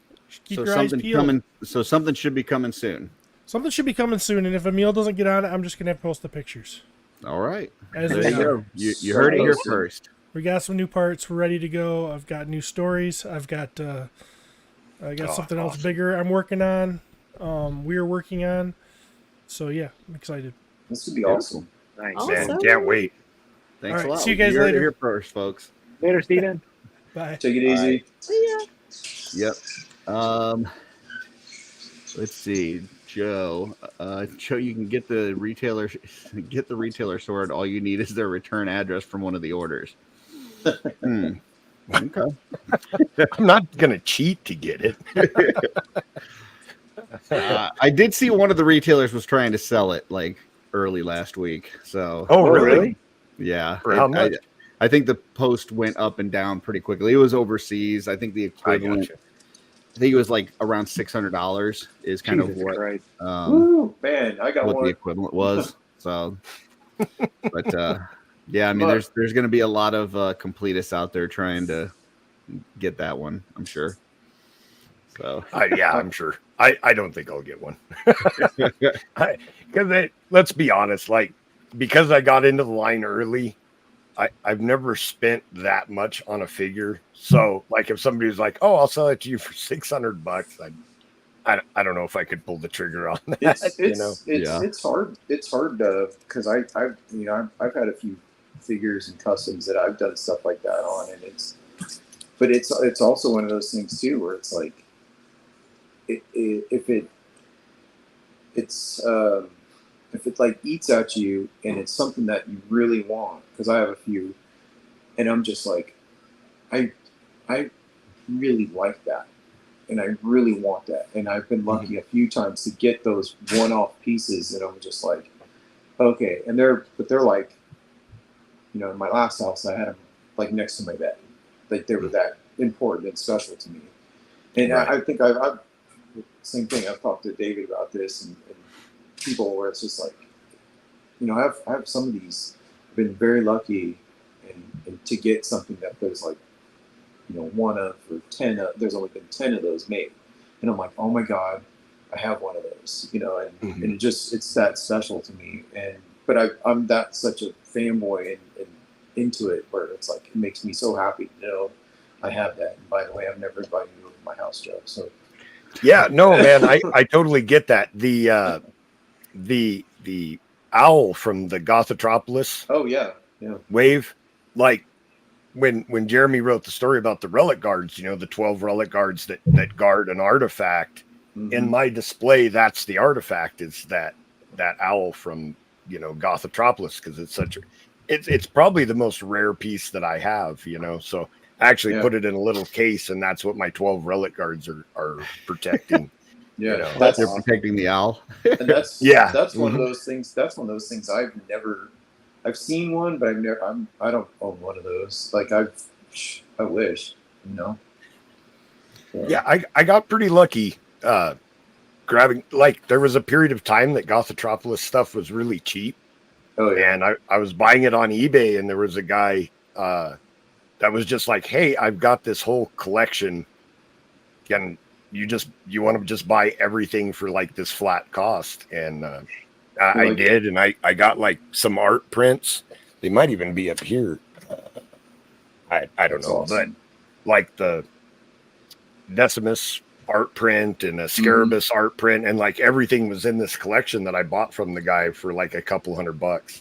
That's awesome. So I just got lucky. There was no skill involved in that. So my one good friend just started to chase those things down, and he's told me when he's paid for a couple of them recently, and I'm like, oh my God, dude! Like he dropped like $1,000 on a what's Ethron, and I'm like, oh my dude, you're I traded Trevor. I traded Trevor and Ethron for like an orc that somebody had painted. It wasn't even like a good custom. It was just like a messed up one. Just, so it was a spare, of course, so I didn't care. Yeah. But yeah. You're like, whatever. And he appreciates it. Oh, for sure. Yeah. I'm never looking to get rich off this. So I'm just really happy that I collected a lot of this stuff, because I have all of Gothotropolis and all of Aetheron's Dozens, all with the matching wings. And I got them really early on, so I didn't have to pay. I see some of the prices now, and there's no way that I would collect them at the current rate. Yeah, they're ridiculous. It has nothing to do with being able to afford it. It's just, you like buy 5 figures, you could buy a car. I don't know if I could justify that.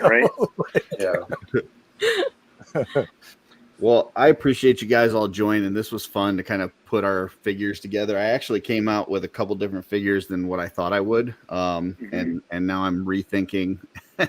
I'm sure we're all gonna like think and rethink which figures we put together many times between now. I'm gonna flip flop like crazy because now I talked about the Bard with the bright green and orange cloth pieces, and that is just like burrowing into my head. Like I could do a Bard and it would look really cool. But there's also a lot of these ideas that those of us that are customizers, we don't have to fight. We could actually make some of these figures before we get there, so take some of the pressure off.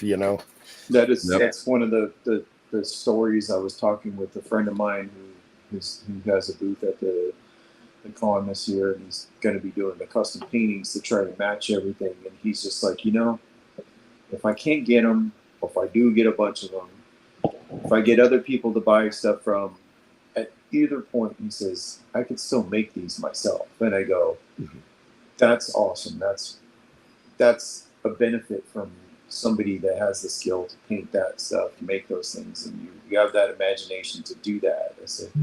I said, but somebody like me, I can't do any of that stuff, so I need all of them. That's funny. Well, I think that's pretty much a show for us. Want to kind of go around the horn. I know, Tanya, you guys had a great show last night with a meal, and I think I saw the next one was posted. Are you having Giovanni? Is that right? We're having Giovanni Thursday the 26th. Really looking forward to that. And our next two after that before LegionsCon are amazing. Awesome. So check it out. They do a great show. Legions ladies, make sure you subscribe. They're trying to get to 500. So we're so close. Please subscribe. Go and subscribe there. And it's a real fun show. So check that out. And you can see Tanya's work at LegionsCon at Table 9, the Art by Ackerman table. So check that out. Anything else, Tanya? Anything else you want to promote? Any other shows or anything you guys got going on? No, I know Amber is going to be at ToyCon, New Jersey with our new stickers. Awesome. So make sure to stop by and grab those. And she, sweetest thing, Steph, created a Ambers for a Day sticker that is adorable. So if you see her, she's going to have both of those. You need to stop by and get one. She saved me one. Yeah, they're so cool. And David did the sketch of Amber, which was amazing. Good job. They're awesome. So if you see Amber at ToyCon, New Jersey this upcoming weekend, stop her, grab some stickers, get your picture taken with her. She's it's not this having weekend. A ball. It's not this weekend. Tomorrow. Yeah, it's tomorrow. That they were going to jump on, but they said they got to be up at 3 a.m. So it's this weekend. My understanding was it was this weekend. Okay. And I've been up since 3:50 this morning. Yeah. Oh boy. So. Well, we'll get you out of here in just a second. We're getting ready to close out. Awesome. David, I know you got your stuff at Table 7 at LegionsCon. You're splitting it with Steven, correct? Yes, sir. Gotcha. And then you guys just had didn't you have a street team this past weekend? Or we the did weekend before? In Arizona, and it was awesome. We had a line. We had people that came out just for it. I would say it was a huge success. Cool. And we met some really great people, sold a handful of everybody's first Legions figures, which was surprisingly a lot of Hagnon. Interesting. Something about glow-in-the-dark plastic at a toy show will sell that figure. Okay. Was it the newer one? The blue one? Yeah. Gotcha. Okay. it's that Arizona sun. Everybody likes it. And they just supercharge them. Yeah. But no, it was a blast. And Thomas Belay, if he watches the replay or if he's watching right now, like, talk about an absolute pro, man. He's awesome. Doing any sort of work with that guy it's gonna go off no problem. Thomas, I'll vouch for that. Thomas is awesome. I love that dude. That's cool. That's cool. Anything else that you got going on between now and LegionsCon other than just finishing up customs and stuff? Just painting heads. I knocked out 11 heads yesterday. Oh, nice. In one sitting. So I got 9 goblins done today. It's going to be, I think that me and Steven are going to have a pretty neat table. That's awesome. Right on. Big display. Beautiful. Awesome. Well, for me and Joe, we talked about it earlier, but we're doing the Legion's Quest, which is a D&D campaign set in Mythos. It's on this channel, the OffWorld channel. It's the 2 of us, Jesse Arnold, Nate Strong, and Trevor Williams. So check that out if you haven't. It's on YouTube, and it's also on the audio version on Spotify, Apple, anywhere that you can get podcasts, basically. So yeah, check it out. If you like it, let us know. If you don't like it, let us know. Yeah. But don't be afraid to comment. Yeah. So I'll get back to you eventually. Yeah. It's been a lot of fun though. So, and then, Walter obviously is the main man when it comes to the Cabal. If you like the things that we're talking about tonight, Mythic Legions, Cosmic Legions, Figure Obscura, he's got a Cabal for you. There's a Cabal for anything cool. And Walter is the man. So yeah, join the groups, be part of the community. And, Walter, we just appreciate everything you put together. This community is pretty awesome. So thank you guys. I genuinely love it and love having you guys and everything that's in that Legions category and under the sun of the Horsemen. So it's just, I've been very fortunate and enjoying it. And I'm not here to take money and anything else like that. I'm just here trying to make sure we all have fun doing this as best as we can. Absolutely. Even if you do have a wiener dog sitting on your head. Yeah, sometimes that'll happen. So, and Trevor Williams popped in, said Legion's Quest is fun. Watch it. So can confirm. Yeah. All right, folks. Well, we appreciate it. We will see you next Friday. And until then, let's go off-world.